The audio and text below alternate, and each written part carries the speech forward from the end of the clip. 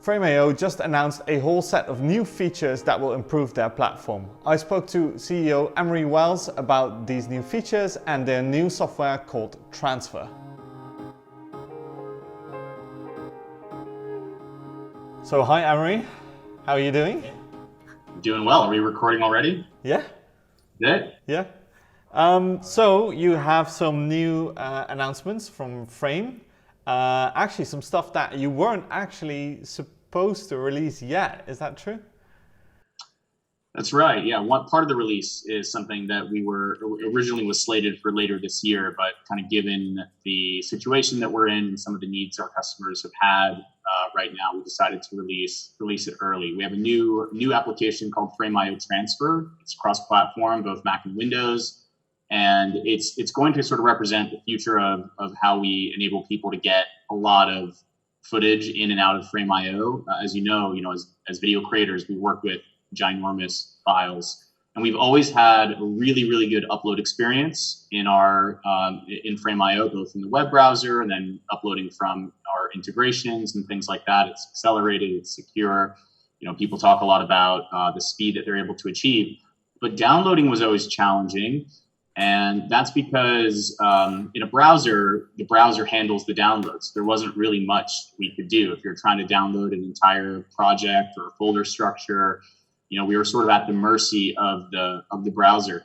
And so now we're launching a cross-platform app that we call Transfer, which is really about focusing for now on this initial release for download. But it will become sort of the central hub for upload, download, and all of that sort of data transfer within Frame.io. So can you see it as a data syncing transfer tool, as something that keeps your on-site storage to your Frame.io storage? Is that the whole idea behind it? You could say that's the sort of future direction of it. Again, we were originally going to release it later this year when it was a bit more full-featured. But given that people are trying to figure out how to work right now, and they're doing tons more data transfer, because obviously relying on the cloud a lot right now, and so people are uploading huge files, and then you get those huge files down, and the download was sort of a missing piece. And so hopefully this transfer app really fills that gap. Because you also have watch folders. Yeah. Right? So will those two at some point maybe integrate, or should you see that apart from each other? Yeah, again, I think what you're seeing from this initial release is sort of kind of that partial story. Again, we wanted to get the download ready, but this new Frame.io Transfer app will sort of become the app to handle all of that stuff in the future. So the upload, the download, the watch folder, so all the features that we have now that are kind of spread out across our current integration with Final Cut Pro and Mac Companion app, that'll all sort of be integrated into this one app. That'll be cross-platform, which is a huge deal because we've actually never released anything that's cross-platform before. We get sometimes a little bit of flack for not supporting our friends that are on Windows environments. Of course, the main Frame.io platform, which is browser-based, that works just fine on Windows. But some of our other tools that we've released along the years, and specifically our watch folder app for uploading large files, has been Mac only. So now it's cross-platform. Yeah, beautiful.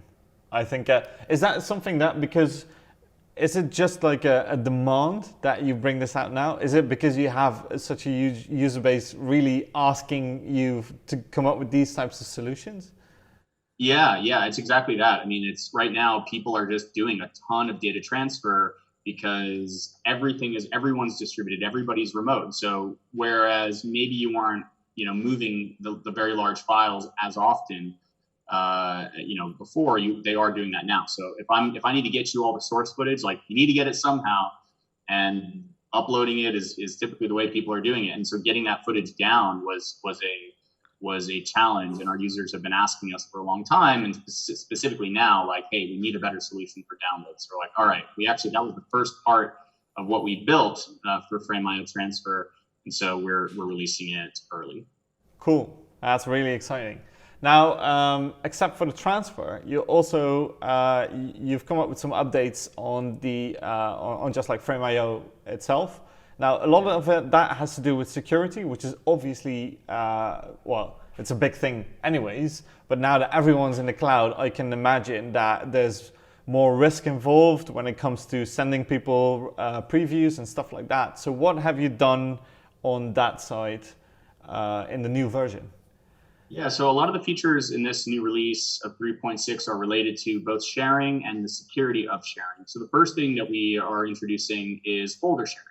So that's been a huge request for a long time. Now you can include folders and the folder structures in your shares. So people are really excited. I'm sure you're really excited about getting that. And it works as you'd expect. So if I share out a folder and a review link, and then I go back into Frame.io and I change something, that's reflected in the share. So folder sharing is a big deal. And then we've done a lot to enhance the security of sharing, as you've said. So we have something that we call secure sharing, which is previously in Frame.io, you could assign a password to a share link, and that was great. But if you want further security, now you can assign a particular email address, kind of similar to what you would expect if you're sharing like a Google Doc and you say restrict to only these emails. And with that comes another exciting feature, which we call inbox. So if I've said, okay, well, I want to only share with boss, and I put your email address in, you'll get an email notification as you always did.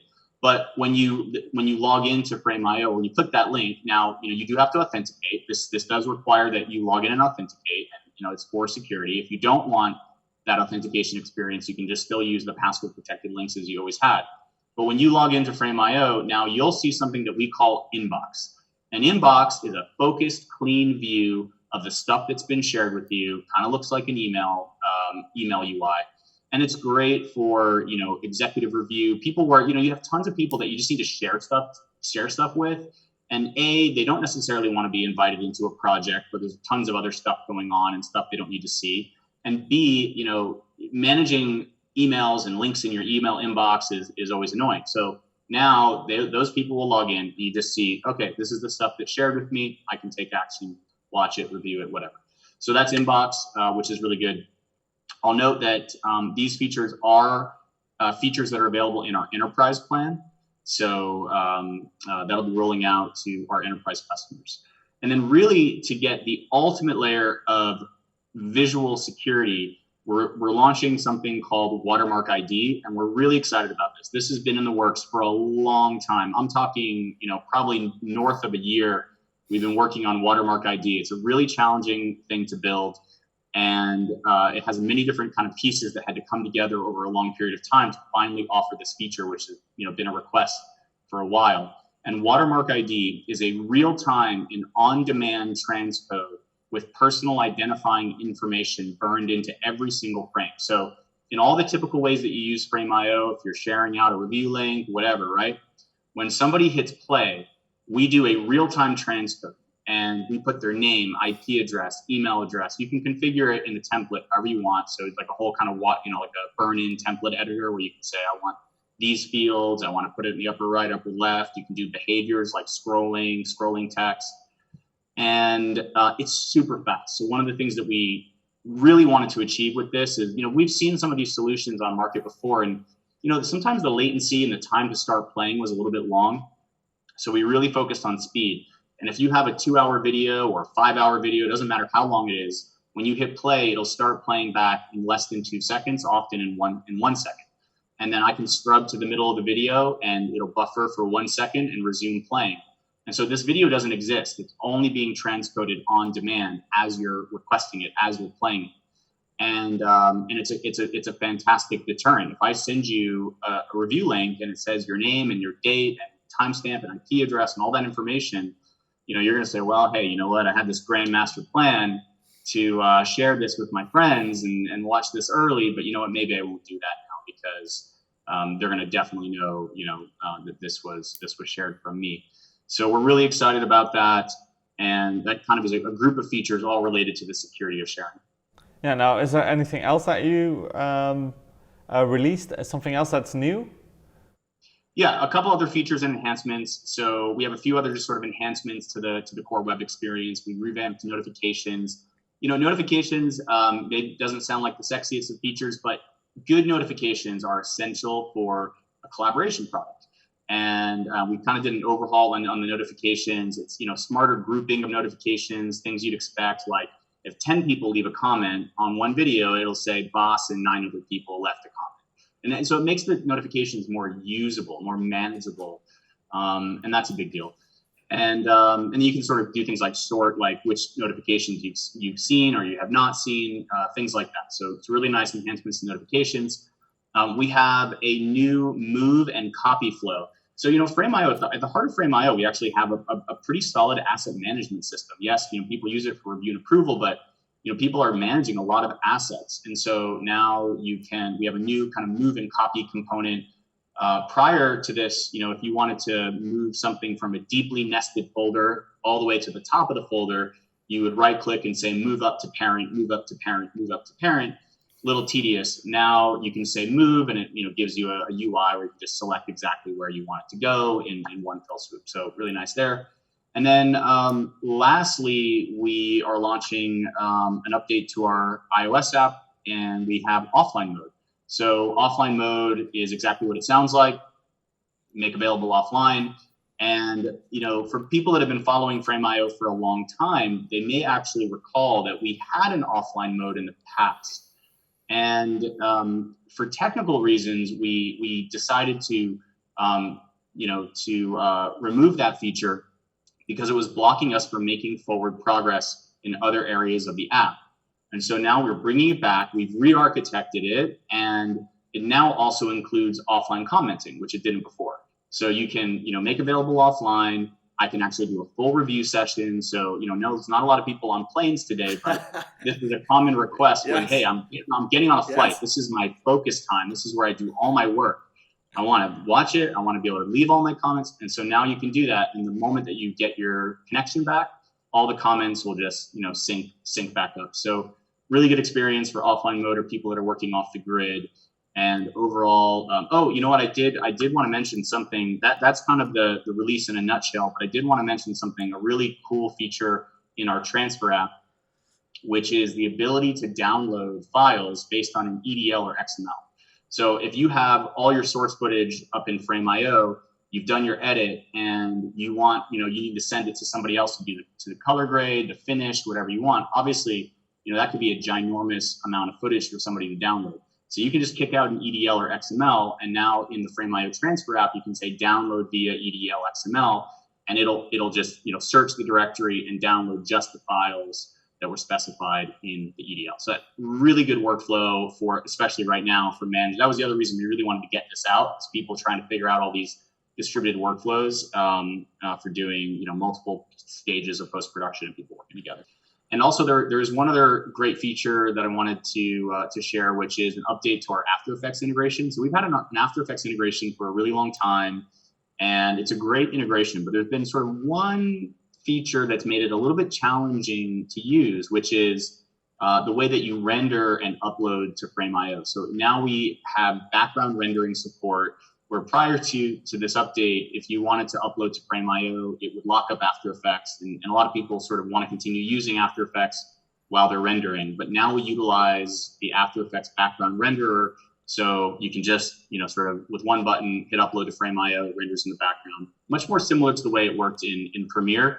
And it sounds like a small feature, but it's a really substantial one. And it just kind of makes the integration far more user-friendly for our After Effects customers.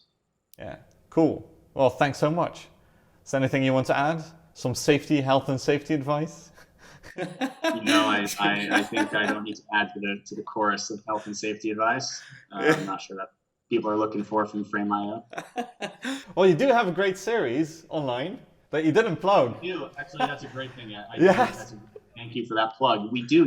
We've obviously with everything that's going on, we realize that we're actually in a really good position to help because people are trying to figure out how to do these distributed workflows. We have a product that enables that. And then we launched a web series hosted by Michael Cioni called Workflow from Home. And we talk about all the ways that people are figuring out workflow from home. We talk to a bunch of different types of people, editors, VFX artists. Michael gives a lot of insight and commentary on ways you can design workflows from home. So it's both sort of information from us, but also information from the working community about how they're handling it. Yeah, I'm a real fan of the series, so I'm pushing this. Well, the team appreciates that because we sort of pulled this together, and there's a team of 4 or 5 people that are just cranking these out every week, and they take time. I mean, we try to package them together, and it's and we're all doing it from home too, and it's great because we're where that team is using Frame.io and trying to figure this all out, and so it's kind of a meta story to this workflow from home. It's the practice what you preach thing. Yeah. Yeah. Well, thank you so much for your time. Thank you very much.